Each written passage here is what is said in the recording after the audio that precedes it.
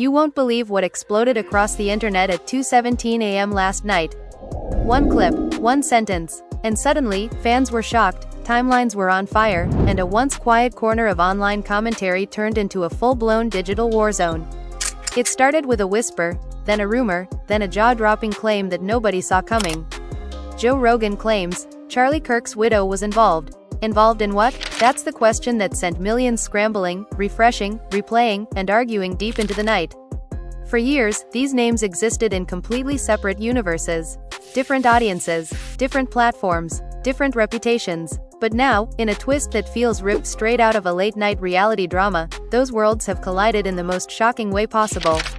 Fans are stunned, critics are furious, friends are reportedly confused and devastated, and somewhere in the middle of it all is a grieving widow suddenly thrust into the harshest spotlight imaginable. It all unfolded during what was supposed to be a routine, free-flowing conversation. No script, no warning, just another moment that was never meant to become history. But then the tone shifted, the laughter faded, the room went quiet, and with a single, carefully chosen phrase, the internet heard something it couldn't unhear. Emotions ran high as viewers clipped, slowed down, and dissected every word, every pause, every breath. Was it a slip, a warning, or the opening shot in a much larger battle? Within minutes, reaction videos flooded YouTube. Comment sections turned into digital battlegrounds. Some fans demanded answers, others accused Joe of crossing a line that could never be uncrossed. And then there were those who claimed they'd seen the signs all along. Old photos resurfaced, past interviews were re-examined, innocent moments were suddenly recast as suspicious. The narrative spiraled out of control, feeding on speculation, grief, and raw emotion. Behind the scenes, sources whispered about frantic phone calls, broken friendships, and family members begging for silence. One insider claimed, this tore people apart overnight.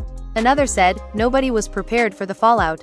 The family was left divided, fans were left confused, and the internet was left hungry for more. So what was really said?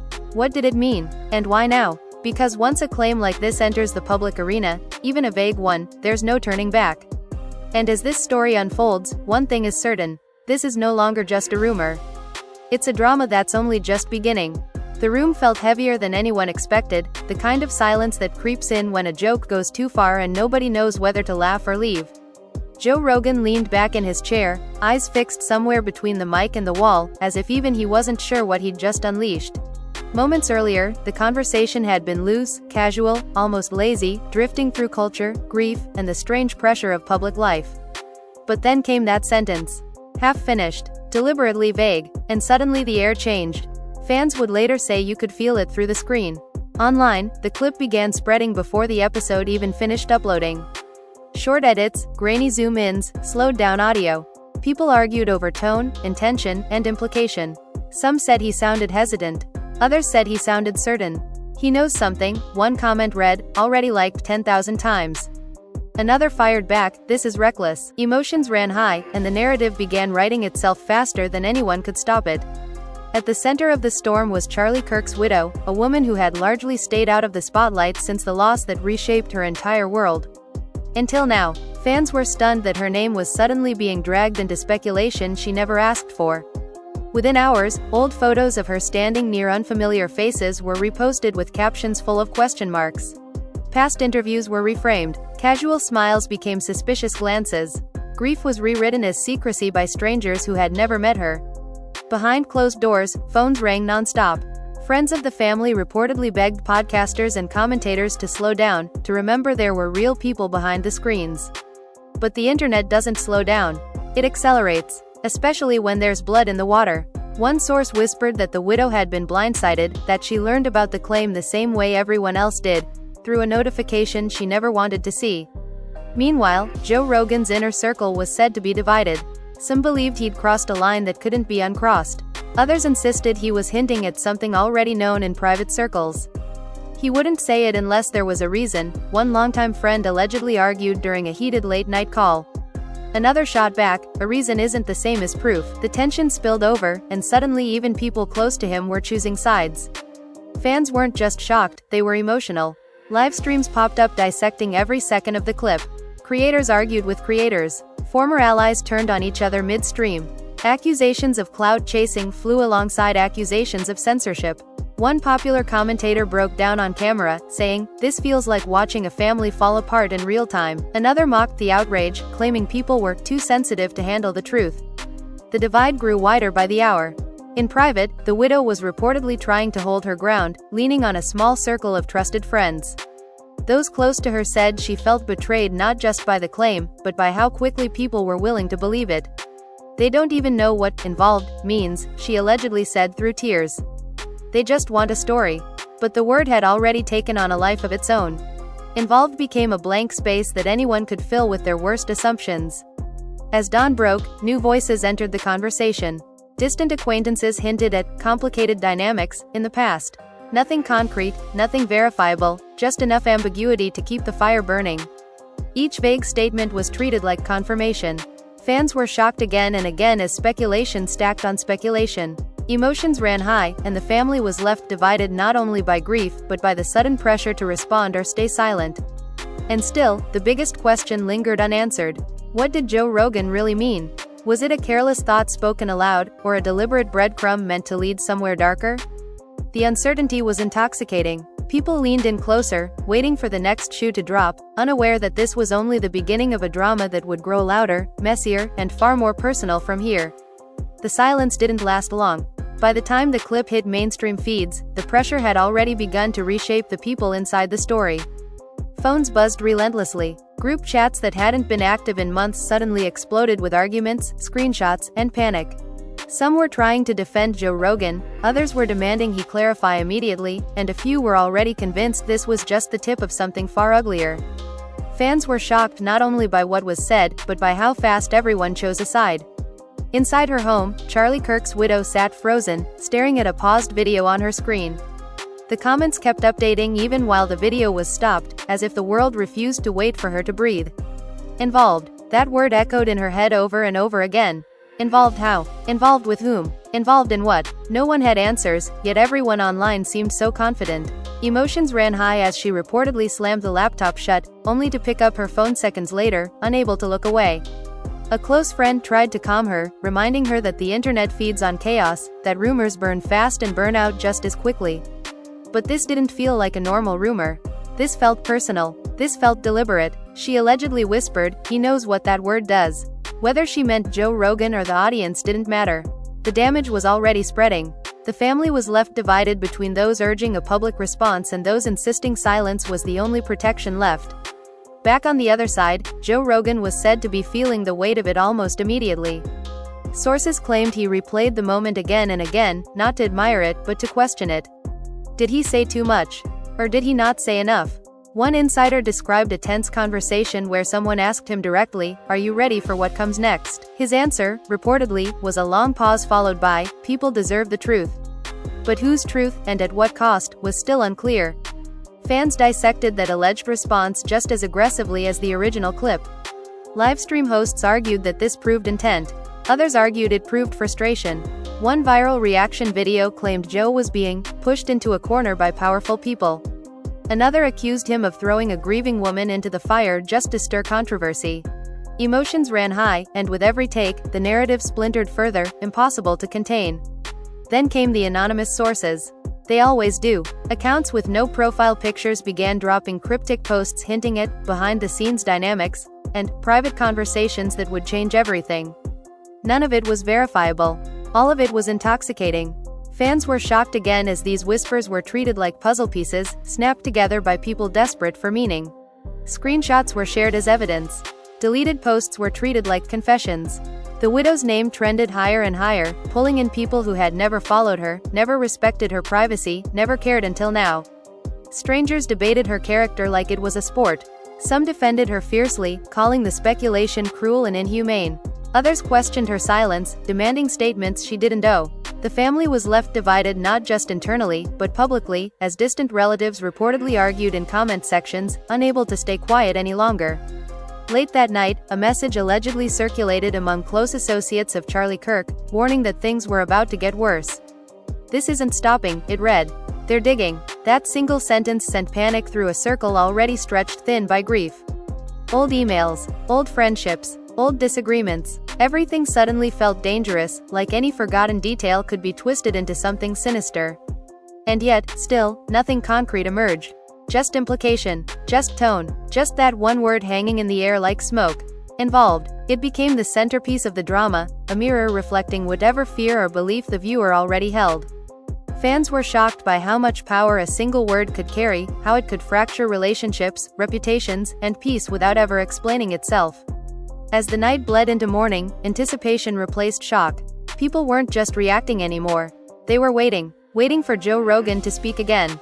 Waiting for the widow to break her silence. Waiting for proof that might never come. The suspense tightened, the lines hardened, and the story pushed forward, unstoppable now, dragging everyone with it whether they wanted to be part of it or not. The waiting became unbearable. By mid-morning, the silence itself felt like an accusation. Every minute without a statement was treated as a strategy, every delay reframed as guilt or fear depending on which side you were on. Fans were shocked at how quickly patience evaporated. The internet wanted answers now, and it didn't care who got hurt in the process. Then a new clip surfaced. Not from a podcast, not from an interview, but from an old panel discussion buried deep in archives most people had never seen before. Someone had dug it up overnight. The audio was rough, the video grainy, but the voices were clear enough to spark chaos all over again. A familiar laugh, a familiar pause, and a line that suddenly felt ominous in hindsight. Emotions ran high as creators raced to upload breakdowns, claiming this was context everyone ignored, or the missing piece. The widow's inner circle reportedly panicked. One friend allegedly shouted over the phone, "This is getting out of control," while another insisted they needed to push back before the narrative fully solidified. But push back how? Deny what was never clearly stated? Explain a rumor that had no shape? The family was left divided once again, some urging a carefully worded response, others terrified that any words at all would only fuel the fire. Meanwhile, Joe Rogan was said to be receiving pressure from all sides. Sponsors, friends, critics, even people he hadn't spoken to in years suddenly wanted to check in. One source claimed he felt betrayed by how his words were being weaponized, while another insisted he knew exactly what he was doing when he said them. Fans were shocked by how polarized opinions became around a man who hadn't said anything new since that single moment. Behind the scenes, private messages allegedly leaked. Nothing definitive, nothing damning, but just enough ambiguity to send speculation spiraling again. A short exchange, a vague reference, a date with no context. Reaction channels treated it like a bombshell. Skeptics called it meaningless. Believers called it confirmation. Emotions ran high as people fought not over facts, but over interpretations of shadows. The widow, according to those close to her, finally reached a breaking point. She reportedly asked a simple question that cut through the noise: how do you prove something that never happened? It wasn't a statement, it wasn't a denial, it was exhaustion speaking, but even that private sentiment, once paraphrased and leaked, was twisted into something else. Some praised her vulnerability, others accused her of manipulation. The family was left divided, watching empathy and suspicion battle in real time. As night approached again, anticipation returned heavier than before. Live streams were scheduled, thumbnails were designed, titles promised revelations that never quite arrived. Fans were shocked by how the story kept moving without ever actually going anywhere. It fed on emotion, on implication, on the human need for resolution. And somewhere in the middle of it all, the people at the center of the storm were losing control of their own narrative. One thing was becoming clear, though. This was no longer about what was said. It was about what people wanted to believe. And as the pressure mounted, everyone involved sensed the same uneasy truth: the next move, whoever made it, would change everything. As dawn crept closer, the tension didn't ease, it thickened. Refresh buttons were hit obsessively, timelines scrolled until thumbs went numb. Everyone was waiting for something, even though no one could agree on what that something should be anymore. Then word spread quietly: the long-anticipated statement wasn't coming. At least not today. Sources claimed drafts existed, but none survived internal arguments. Every sentence felt like a trap. Say too little, and it's guilt. Say too much, and it's a contradiction waiting to be clipped, captioned, and stripped of nuance. The silence returned, heavier now, no longer empty but crowded with assumptions. Behind the scenes, pressure reached a boiling point. Calls were ignored, messages left unread. People who once spoke freely were suddenly careful, guarded, aware that even private words could become public ammunition. Trust thinned fast. Everyone feared being the next leak. Meanwhile, the focus narrowed again on Joe Rogan. Old friends reportedly urged him to clarify. Critics demanded accountability. Supporters begged him not to cave. But the irony was impossible to miss. The entire storm revolved around a moment that hadn't changed, only the way people heard it had. One sentence, frozen in time, now interpreted 1,000 different ways depending on who needed it to mean what. Reaction channels began turning on each other. Accusations flew. Clout chasing, backtracking, fake outrage. The same creators who once collaborated now dissected each other's motives live on stream. The story had stopped being about truth entirely and become a loyalty test. Which side were you on?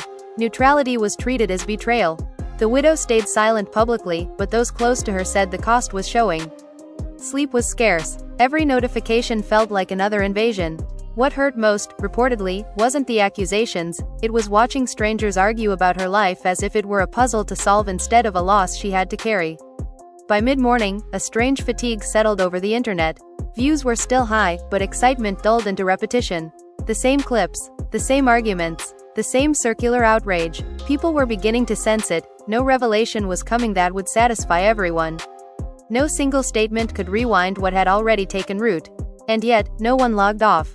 Because deep down, everyone understood the uncomfortable truth, this wasn't about closure anymore. It was about momentum. The story had learned how to survive without facts, without updates, even without its main players speaking at all. Whatever happened next wouldn't end the controversy. It would only decide who lost the last bit of control they still thought they had. The next shift came quietly, almost imperceptibly, which somehow made it worse.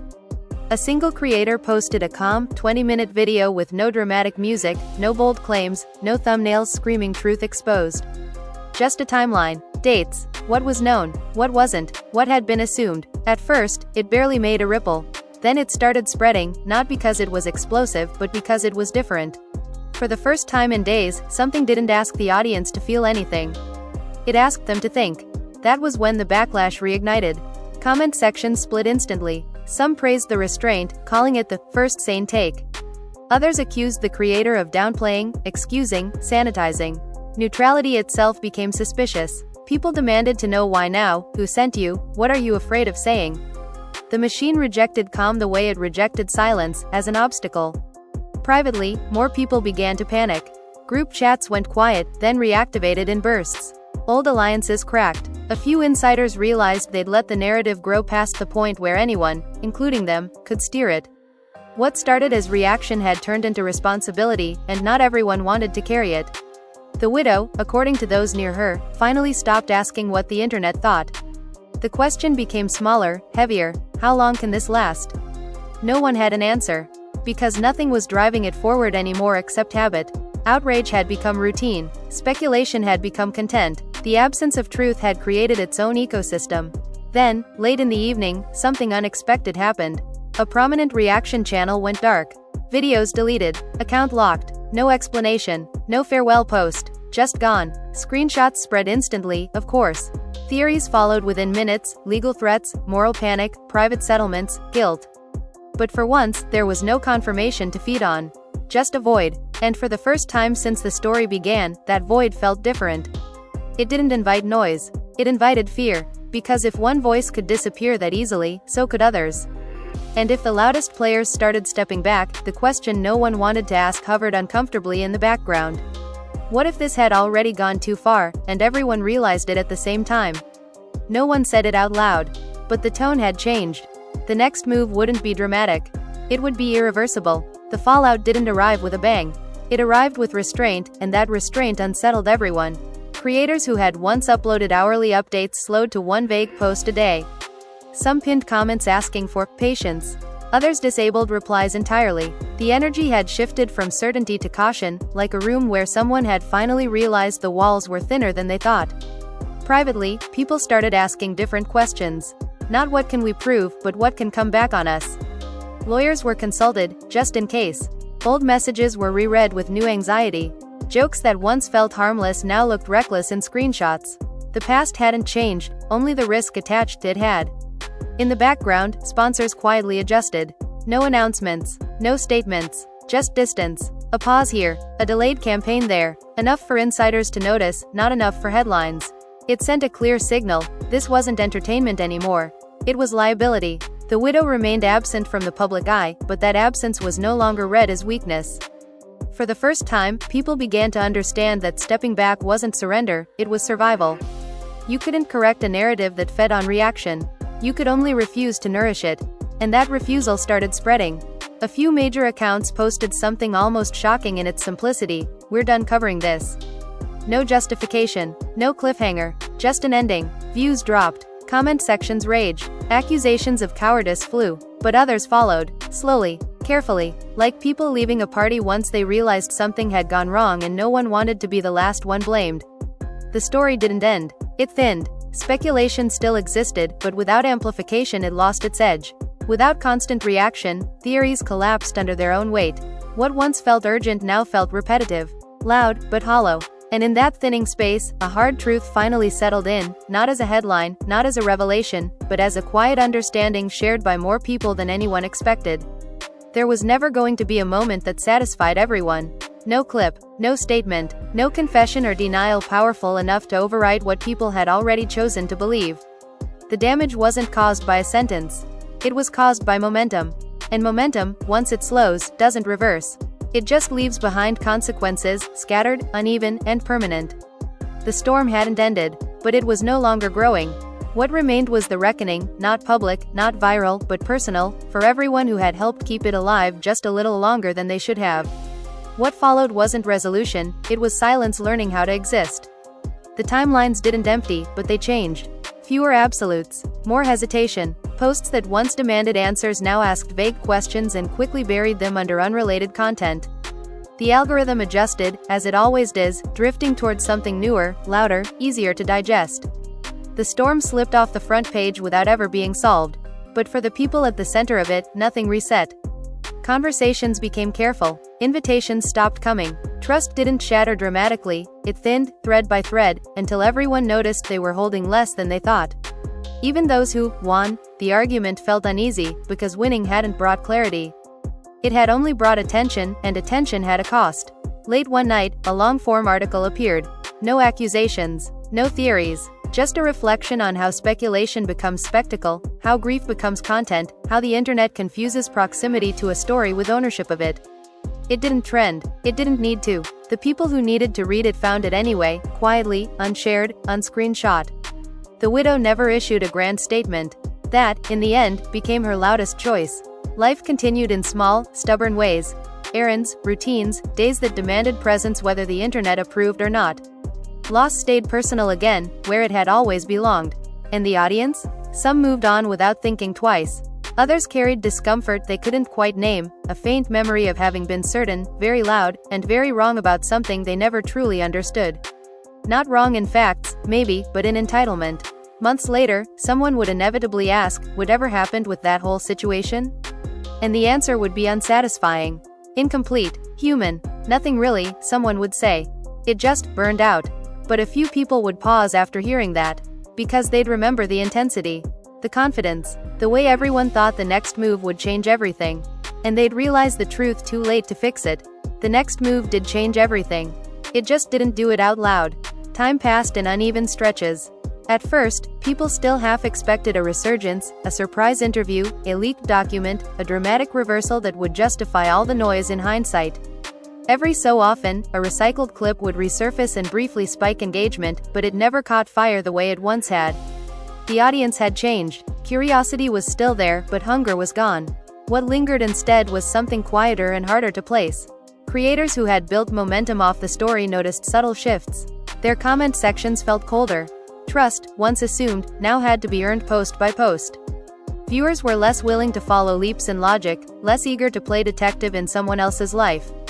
Not because they had become wiser overnight, but because they had felt the aftertaste of being wrong, or at least being careless. Behind closed doors, relationships never fully returned to their old shape. Some apologies were exchanged, some were implied and never spoken. Others were withheld out of pride or fear of reopening wounds. No one could agree on when things had crossed the line, only that they had.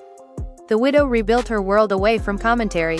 People close to her said she stopped Googling her own name, stopped bracing for the next spike. Peace didn't arrive dramatically, it crept in through repetition, through days that ended without incident, through mornings that didn't begin with dread. And the internet moved on, as it always does. But not entirely. Every so often, someone would reference the situation in passing, a cautionary example, a vague, remember when. The details would be fuzzy. Timelines blurred, certainty dissolved. What remained wasn't the facts, but the feeling, the speed, the cruelty, the confidence with which strangers spoke about lives they'd never touch. That feeling stuck. It showed up the next time a new controversy began to form. Some people paused, some asked better questions, some logged off sooner than they would have before. Not everyone learned, but enough did to change the texture of the noise. And that was the real ending, if there was one. Not redemption, not justice, not truth delivered cleanly and on time. Just a collective flinch, subtle, imperfect, human, from repeating the exact same mistake with the same enthusiasm. The story never got closure. But it left a scar. And scars, unlike headlines, don't disappear when attention moves on. Before the next headline pulls you in, pause. Question the rush. Resist the urge to pick a side before the facts exist. If this story made you uncomfortable, that's the point. Share it with someone who still believes silence always means guilt, or that outrage is the same as truth. And next time the internet demands a verdict now, remember how easily momentum replaces meaning. Not every story needs your reaction. Some only need your restraint.